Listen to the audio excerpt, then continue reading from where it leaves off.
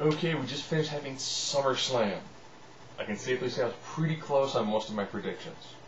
You know, Mysterio retained in a pretty good opener. The MVP Swagger match, they don't seem to have any chemistry anymore. They had great chemistry when they do the promo work, it just doesn't reflect at all in the ring. And MVP's finisher needs to come off a little bit faster. Just like Swagger's finisher, you know, the gut wrench powerbomb, it needs to either come out of nowhere or be a little bit faster. Play of the day just takes so long to do the actual setup for it. And MVP won this match in a fairly blah fashion. You know, unified tag team belts. Anybody thought Crime Time was going to win, you know nothing of wrestling. So, Big Show and Jericho retained in fairly dominant fashion.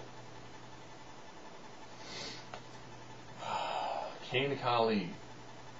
Since there's no women's match, this is a time when you should have gone to the bathroom. And essentially, you wouldn't have missed much. Kane won through a combination of a drop kick to Khali's knee and a DDT. Yes, Kane used the DDT to defeat the Great Khali. And the Great Khali pretty much threw wild punches, and Kane kicked out of the chop. And Khali went for, you know, the skull-crushing vice. And then Kane grabbed Brunjan Singh, threw him into the ring, and kind of used him as a human shield to do the drop kick to the DDT. Subpar match, I wasn't expecting much out of it. And now, I've almost subscribed like half the pay-per-view, which is actually kind of sad. DX. DX came out on a tank. And they did lots of, you know, Michael shot off a gun that was fairly phallic, and then you see Triple H fire a giant cannon, and they had a very good match with Legacy, and of course, DX was going to win. They put on a very good match, you know, very solid ring work. Not quite as good as when DX took on Miz and Morrison, but it was about as close as they've had for a really good feud.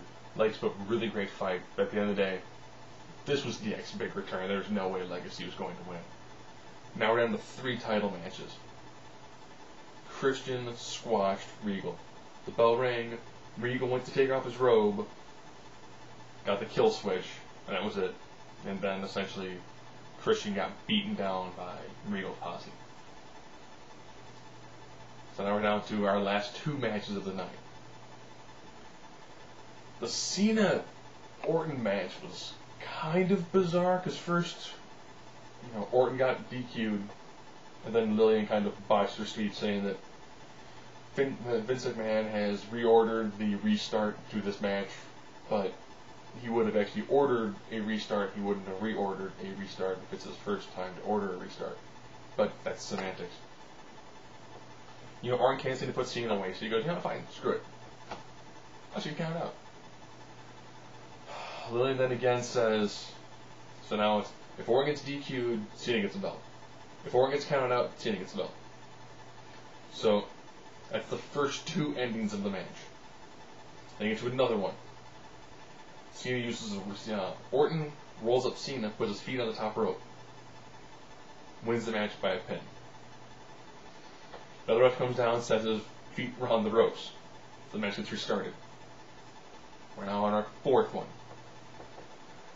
Cena gets Orton in the STF, and it looks like a fan jumps the barricade and begins to beat up the ref. Security runs in. Ironically, they'll probably never show that spot. They'll probably never show that section ever again. But it did happen if you saw it live. So then they kind of start the match again. Orton is on the outside of the ring. Cena goes to grab him. He gets RKO'd. Then Orton rolls in the ring and RKO's him and pins him. So essentially this match happened 5 times. And Orton retained. Because again, I really didn't see Cena needing to win it. Now the TLC match was worth the price of admission alone. These 2, you know, Punk and Hardy.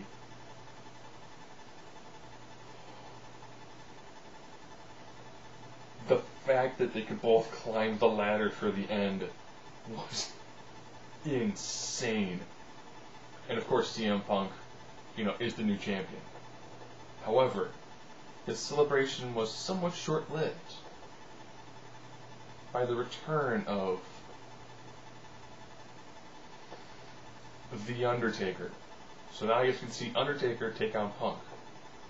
This is going to make or break time for Punk, because Taker kind of picks who he wants to give the rub to. And if you kind of look at the short list, you've got Batista, Cena, Orton. So three of your current big names have all got the rub from Taker. And lots of people who have been in the company, who really made a huge impact, came after taking on Taker. Someone like Lesnar. Taker McFoley did some great stuff. Same thing with Kane. Taker's feuding with them all. And it's going to take Punk up to a whole nother level. So, some of the matches were kind of, Kane, Khali with a board fest. Swagger MVP, they just don't have the chemistry, it just didn't work. The Cena Orton match just had so much randomness thrown into it, it almost made it worth watching. So pretty much, all the belts stayed the same except for Punk is your new champion. And that's it.